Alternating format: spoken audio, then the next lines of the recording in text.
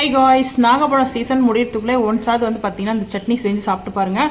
10 இட்லியில் 20 இட்லி கூட சாப்பிடலாம். ஸோ இட்லிக்கு மட்டும் தோசைக்கும் டேஸ்ட் சூப்பராக இருக்கும். வந்து பார்த்தீங்கன்னா நாகப்பழம் வந்து பார்த்தீங்கன்னா வாஷ் பண்ணிவிட்டு நான் வந்து இந்த மாதிரி கட் பண்ணி எடுத்துருக்கேன். ஏன்னா வந்து பார்த்தீங்கன்னா அந்த மேலே இருக்கிற வரைக்கும் நம்ம கட் பண்ணி எடுத்துக்கிட்டு பொடிசாக வந்து கட் பண்ண தேவை. நம்ம சட்னியை தான் அரைக்க போகிறோம் இல்லையா? ஸோ தேவையான அளவுக்கு அது பார்த்தீங்கன்னா கட் பண்ணி எடுத்துகிட்டு ஸோ அதோட விதைகள்லாம் வந்து போட்டுடலாம். அது வந்து தேவையில்லை. ஸோ அதை வச்சு நம்ம வந்து அடுத்த ரெசிபி செய்கிறது நான் வீடியோ உங்களுக்கு ஷேர் பண்ணுறேன். ஸோ இப்போ வந்து பார்த்திங்கன்னா நாகப்பழத்தை எல்லாம் வந்து பார்த்திங்கன்னா கட் பண்ணி நான் வந்து எடுத்துக்கிட்டு சட்னி, அதுக்கப்புறம் பார்த்திங்கன்னா இட்லி வந்து சுட சுட இட்லி இருக்குது. ஸோ இட்லி வந்து பார்த்திங்கன்னா குக் ஆகிடுச்சு. நான் வந்து மிக்ஸி ஜாருக்கு வந்து நாகப்பழத்தை கட் பண்ணி வச்சுருக்கேன் இல்லையா? ஸோ அதை வந்து ஆட் பண்ணிவிட்டு அதுக்கப்புறம் வந்து பார்த்திங்கன்னா அது சேர்த்தாச்சு. சேர்த்ததுக்கப்புறம் வந்து பார்த்திங்கன்னா இன்னும் நான் சேர்க்க போனால் ரொம்ப சிம்பிள் தான். இதுக்கு வந்து சேர்க்கறதுக்கு க்ரீன் சில்லி எடுத்திருக்கேன், பச்சை மிளகா, கொஞ்சமாக கல் உப்பு, பூண்டு கொஞ்சம் தேவையானதுக்கு கொஞ்சம் பூண்டு கூட வைக்கலாம். டேஸ்ட்டு அல்டிமேட்டாக இருக்கும். அந்த பச்சை மிளகா, பூண்டு, உப்பு மட்டும்தான் வச்சு கொஞ்சமாக தண்ணி ஊற்றி அரைச்சிட்டு வந்தாச்சு.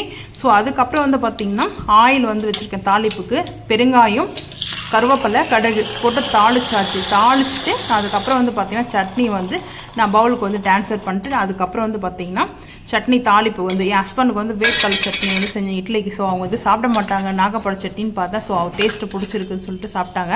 ஸோ வேர்க்கடலை சட்னி வந்து என் ஹஸ்பண்டுக்காக செஞ்சேன். ரெண்டுமே சட்னி இன்றைக்கி தாளிப்பு கொடுத்துட்டு இட்லி தான் பிரேக்ஃபாஸ்ட்டுக்கு. மார்னிங் வந்து பார்த்திங்கன்னா தோசைக்கு கூட வந்து பார்த்திங்கன்னா மேலே நம்ம மசாலா தோசை மாதிரி இந்த நாகப்பழ சட்னியை வந்து அப்ளை பண்ணி தோசையெல்லாம் செம்ம டேஸ்ட்டாக இருக்கும். ஸோ நீங்கள் வந்து இந்த நாகப்பழம் சீசன் முடிகிறதுக்குள்ளே வந்து பார்த்திங்கன்னா கண்டிப்பாக ஒன்று செஞ்சு பாருங்கள். டேஸ்ட் அல்டிமேட்டாக இருக்கும். செஞ்சு பார்த்துட்டு மறக்காமல் நம்ம சேனலை வந்து பார்த்திங்கன்னா கமெண்ட் பண்ணுங்கள். ஸோ இது இவ்வளோதான் சிம்பிள். ஸோ அதுக்கப்புறம் சுட சுட இட்லியை வந்து எடுத்தாச்சு. நான் வந்து 4 இட்லி எடுத்திருக்கேன், எனக்காக தான் எடுத்திருக்கேன். ஸோ நான் 10 இட்லி 20 இட்லி கூட சாப்பிட்லான்னா சாப்பிட்றவங்க இருக்காங்க இல்லையா, 10 இட்லி கூட சாப்பிடுவாங்கல்ல. ஸோ அவங்க வந்து பார்த்திங்கன்னா இந்த மாதிரி சட்னி கொடுத்தோம்னா டிஃப்ரெண்ட்டாக 20 இட்லி கூட சாப்பிட்லாம். டேஸ்ட் அவ்வளோ அல்டிமேட்டாக இருக்கும். ஸோ அதனால தான் வந்து சொன்னேன்.